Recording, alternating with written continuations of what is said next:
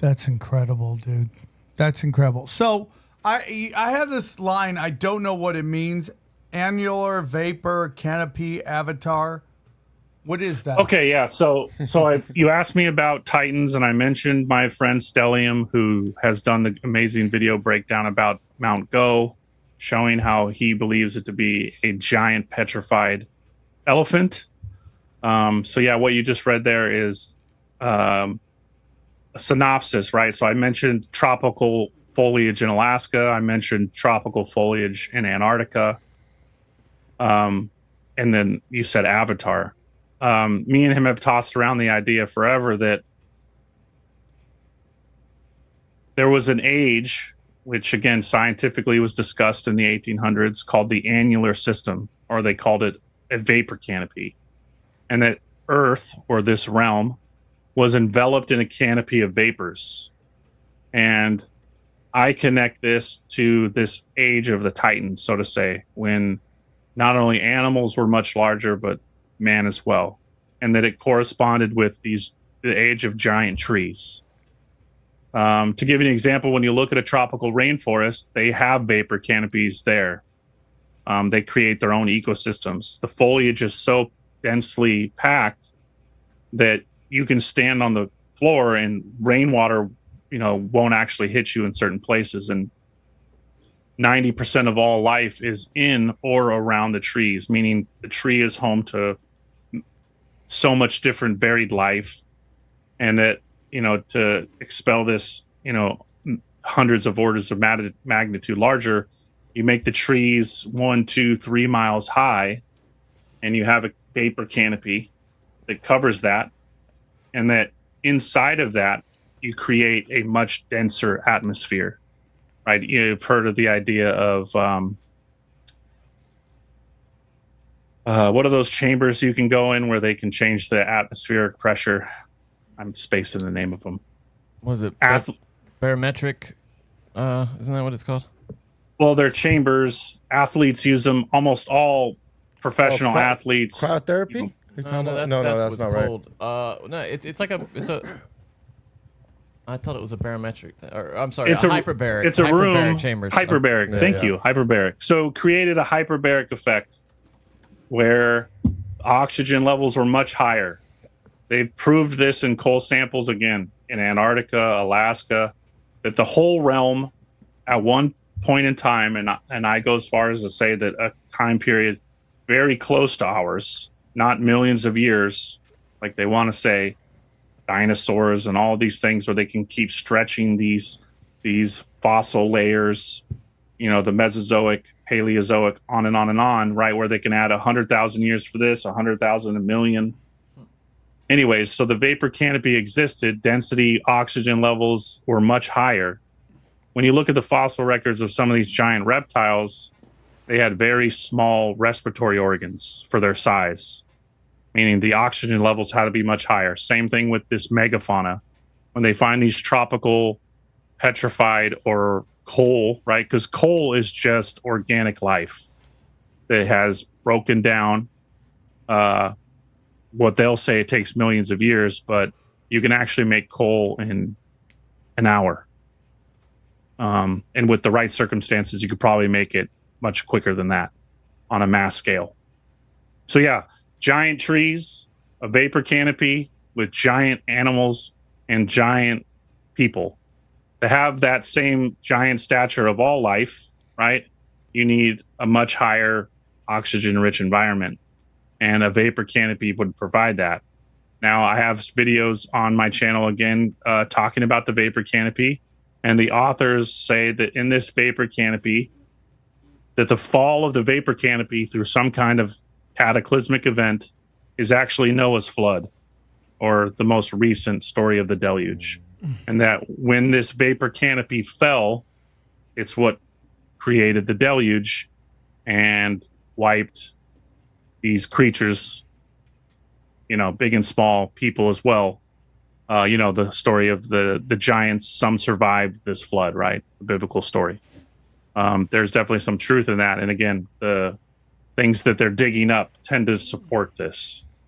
But yeah, so the Avatar age, you look at the movie like Avatar, where they're going to a distant planet, right? Or I say we were possibly invaded again by these extraterrestrials, people from beyond the realm, and that the fall of the vapor canopy, these same scientists say that when this vapor canopy fell, it's what contributed to the ice age and the ice wall. And that in this vapor canopy age, like I was describing to you earlier, where if you look at old enough maps of Antarctica, they show city names, creatures, people, villages, all kinds of stuff down there.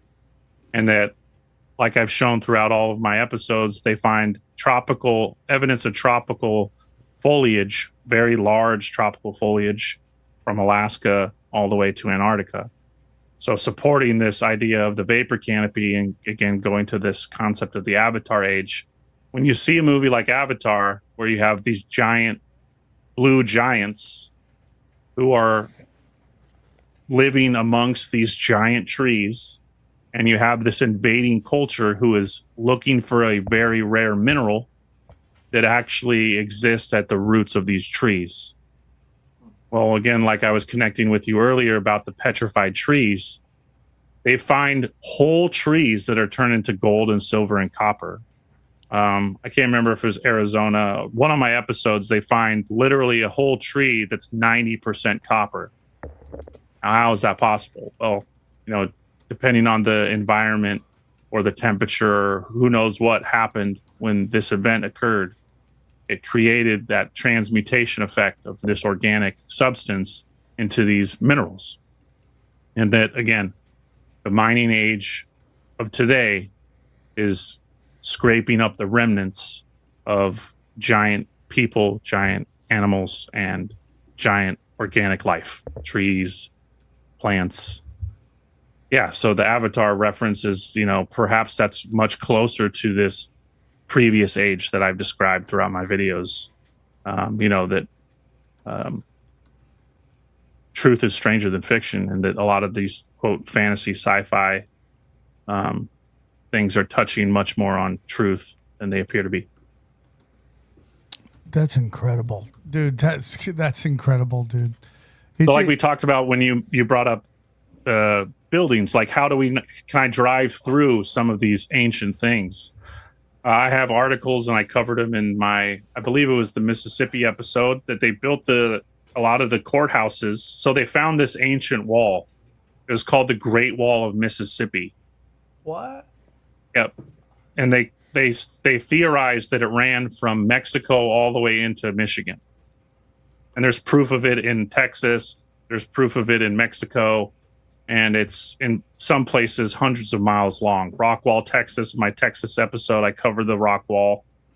But anyways, they find a farmer has this wall on his property. He's like, yeah, who knows what this is? I've just been stealing stones from it.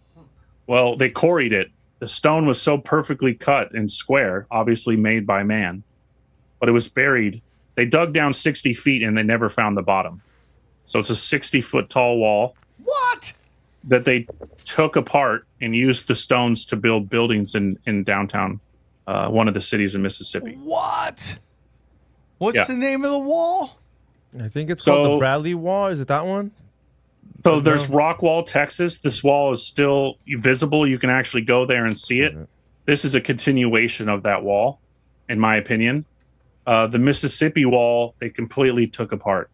I don't know if you guys have seen some of the videos going around on social media now about the giant wall in Montana. Oh my God. No, I haven't seen that. Crazy. You should look up, maybe you could just look it up right now, but there are some people going to, it's in the middle of nowhere, Montana. And these people have been going to it, and now the land has just been bought by, guess who?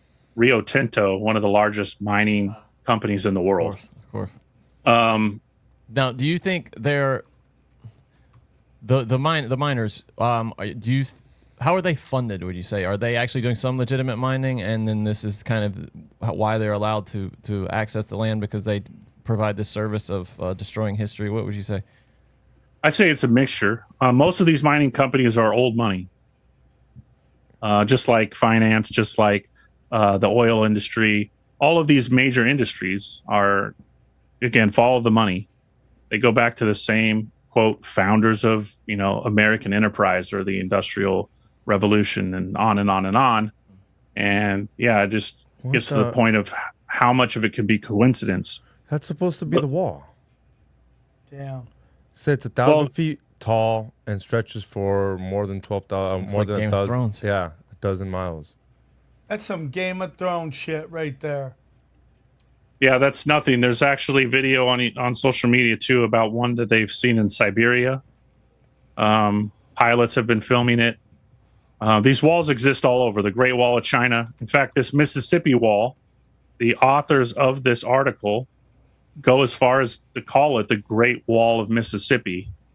And they say that it is such a perfect construction. And again, like I said, they dug down 60 feet and never found the bottom. This is like Rockwall, Texas. I believe the farthest they ever got was 60 feet and they never found the bottom. Is it the Brandywine Wall? Yep, that's the Brandywine. I have a video on it on my channel, again, for your listeners that want to look into that more specifically, where I just dive into that wall. But I cover it in my Mississippi video. Yeah, it's called the Brandywine Wall. It's fascinating because they're desperate. Even the archaeologists and geologists who work in the mainstream, even those that want to suggest that humans were here outside of the narrow band of time, which I know, I mean, it's, as you're suggesting, much more recent. They just won't give an inch on even that. So that there must be, I mean, they must be desperate to keep these ideas that you have, out of the mainstream, if they won't even give an inch when a guy says, oh, maybe humans didn't cross, from Siberia, but maybe they were here, from some other route, which has, been in the news recently. Yeah. I mean,